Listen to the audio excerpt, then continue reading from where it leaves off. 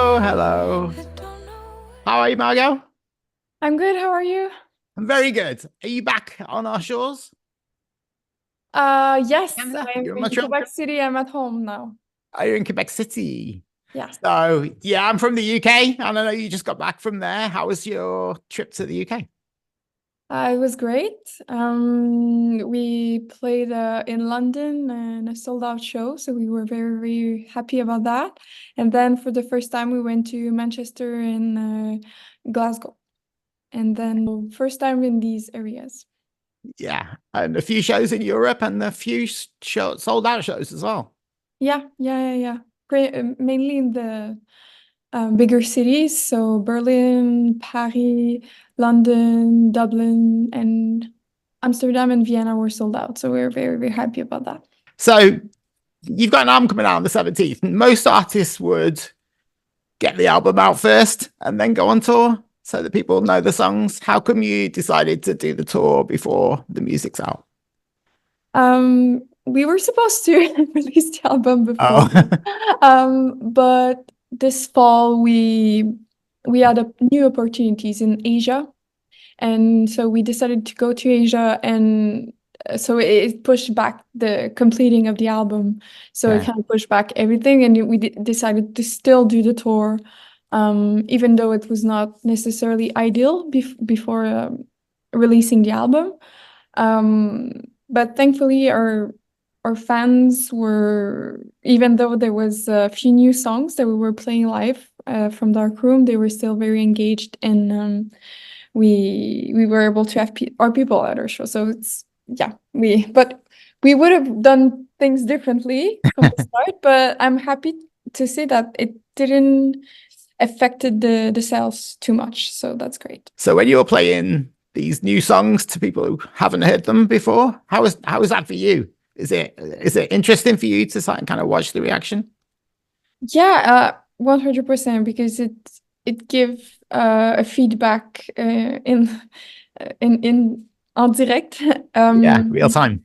So we would see how people will feel the song and if they felt the energy. And the new songs that we played are our most energetic one. So and it was really nice because we could see some people dancing and like screaming with the new songs. And we when we start the show, we tell them like, you guys are the first to listen to these, so please tell us what you think, or we try to engage them, and most of them took part of this exercise, and Yeah, they felt it. So that's really a good sign. nice. It's a good sign. So the album comes out on the 17th. Darkroom. It's a perfect title. Do you remember when you came up with that title? Yes. So I was with Louis-Étienne in London, and we were having dinner with our manager and his girlfriend. And the idea of the album was already settled, that we wanted to base it on stories of our fans and stories of our community um, that were shared on the Box of Secrets. And but then we were looking for an image of how do we how do we present this visually, because I think there was many ways that we could have done this as a sort of a mirror to the process of the writing of the album. And at some point, we just talked about how you develop a picture, how you develop an idea or a moment in time into art or to a visual. And I just thought it was a great image of what we did in the process, taking stories of people and putting them into music, into a song. Um, yeah, there was something to make a link there. So it was so we took it. We took that. Yeah. Like I say, it's a perfect title. I think for your sound as well. There's definitely dark elements to your sound. Although I have to say, on this album, there's sometimes where I'm like, is she having a good time at this point? Like, there's definitely some, even though the lyrics and some of there's still the melancholy that you've always had, but some of it sounds fun. Yeah, and I mean, it's interesting because we evolve as person and as an artist.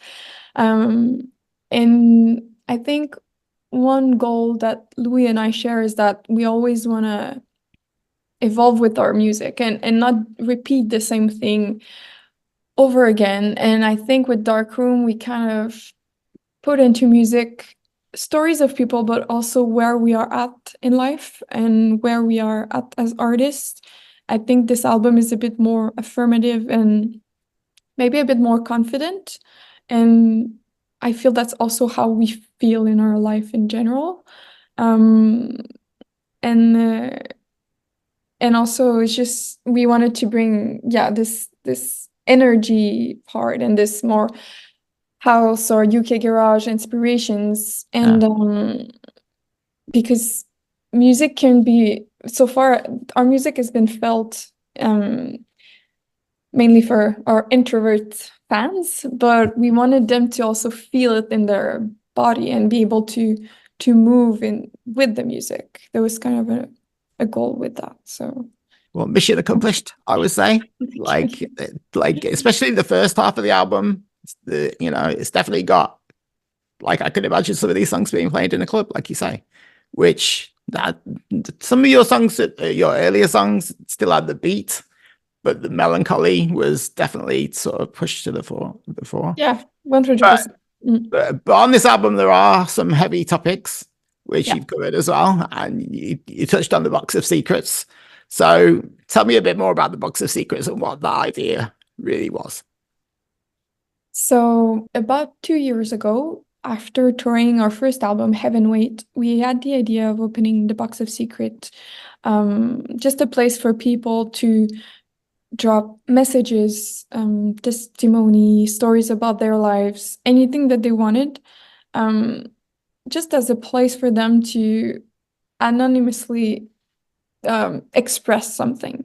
Because something that we've noticed while touring is that people would share with us after the shows many things or how they were feeling when they were listening to the music or what they went through while they were listening to Go See Kisses and how the music helped them, things like that. And after a show, we're always rushed and we don't have that much time. So I felt like this was a place for them to actually express and I could actually read them and without um, having to say anything in return, just to be there to listen to them. And also, the Box's secret was I wanted to do it to actually know a bit more about our fans because our fans are mainly from countries like Saudi Arabia, Egypt, Turkey, China, Iran, and it's quite mysterious for me how what they do in a day, like how is life growing up in Saudi Arabia and as a woman. And there was many things that I felt like I didn't know much about them. And somehow they are connecting with our music. So I felt like I needed to know more. So the Box of Secrets was also a way for me to know them a bit better. And procuring them a safe space to express themselves when sometimes they didn't really have the liberty to do it for many reasons. And so yeah, we we decided to open the Box of Secrets, and then the reaction was great. A lot of people wrote on the Box of Secrets, and we still receive messages every week. So the purpose kind of worked. We're very happy that people still use it if they need to. And at the time, we told them that this would be our inspiration for the new songs.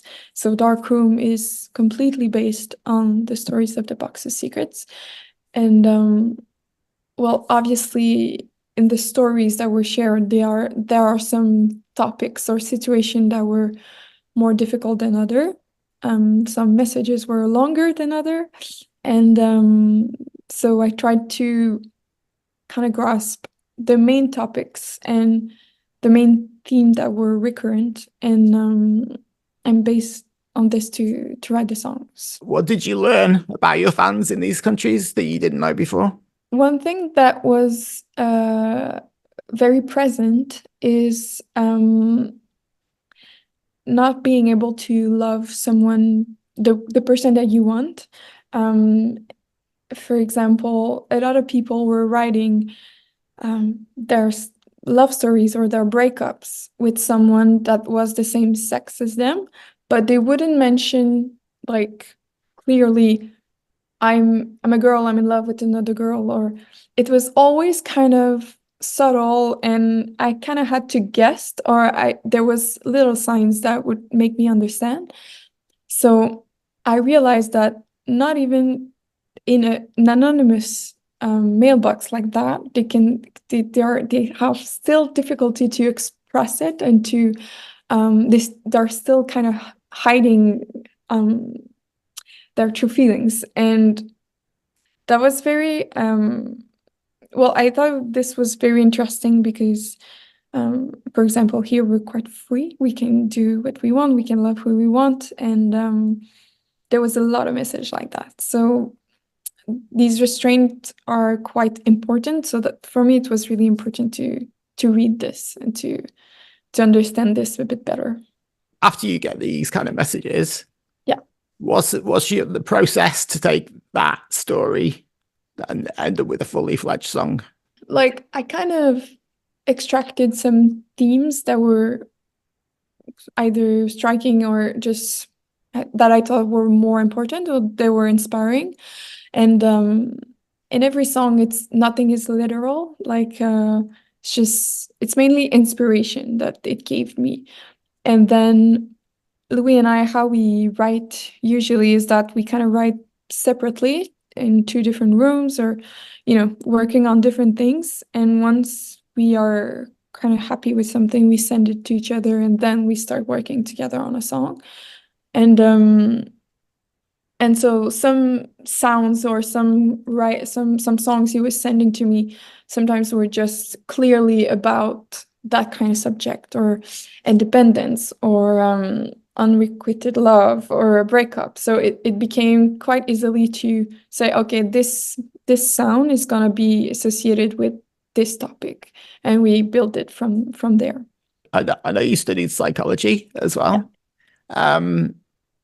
Does that kind of training and interacting with people in this format, how does the psychology part of your history, I know it's kind of behind you now, but how does that help with your songwriting, if at all? I studied psychology because I was aiming to help people, or to listen, and because I've always had a sensibility to understanding the human interactions and human mind. And I think that it's such an interest to me. So it reflects in the way I write, because it reflects how I think, how I see a situation, or the question I can ask myself. And so I think it just influenced me generally in my way of expressing things.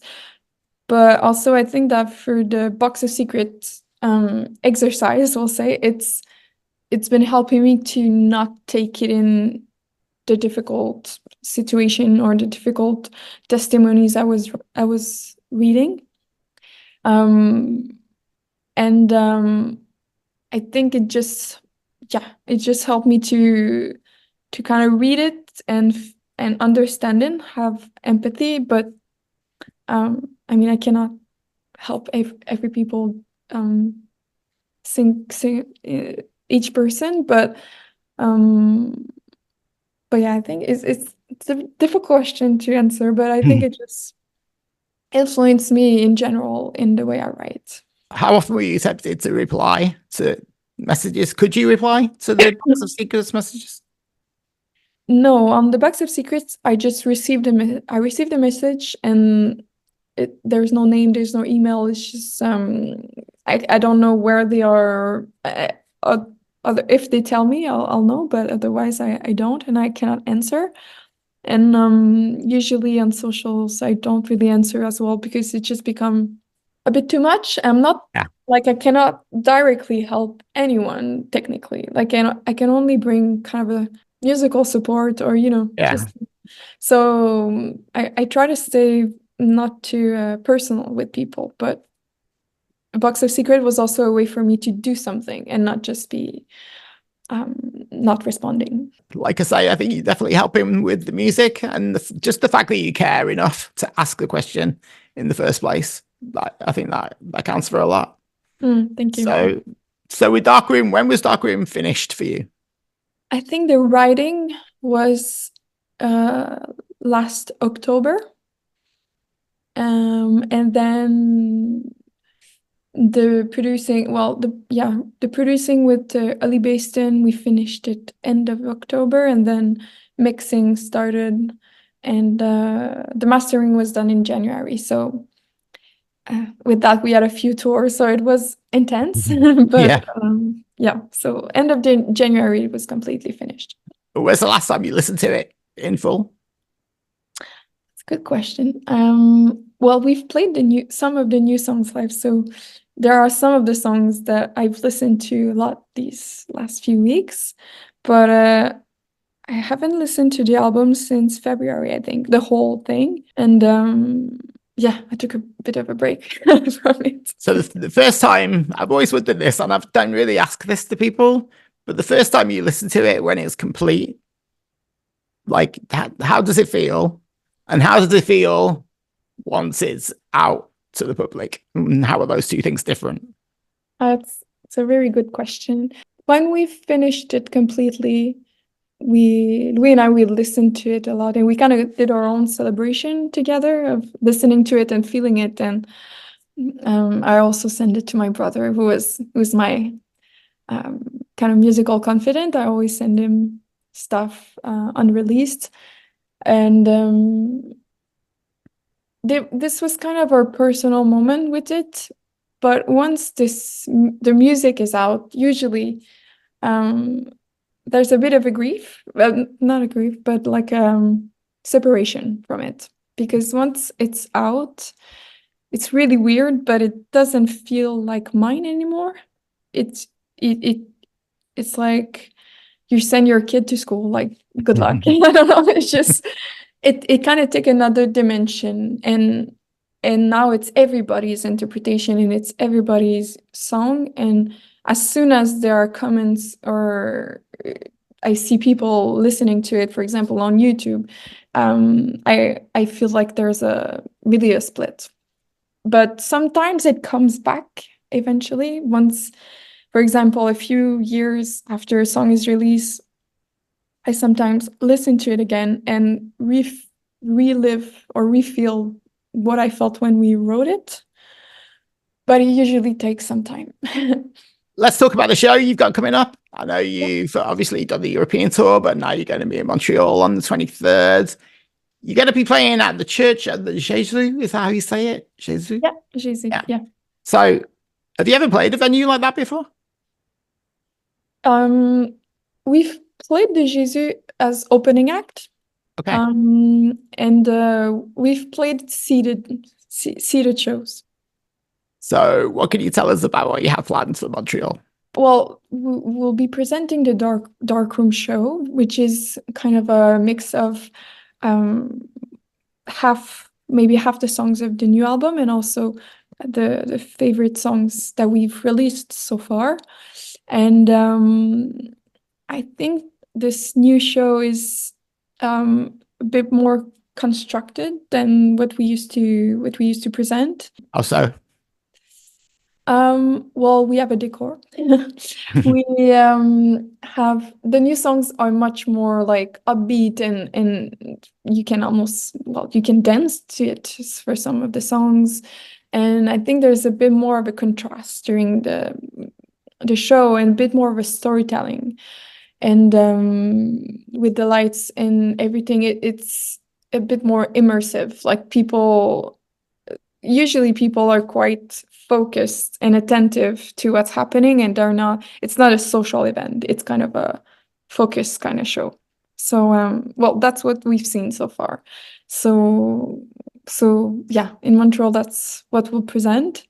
It could have been a standing show, but I think a seated show really give people kind of a bubble so they can really listen and be focused and they're not distracted by someone walking through, someone going to the bar. It's really, you can feel it 100%. So that's gonna be a good thing, I think. Well, I'm going to be there, so I look forward to seeing what you do.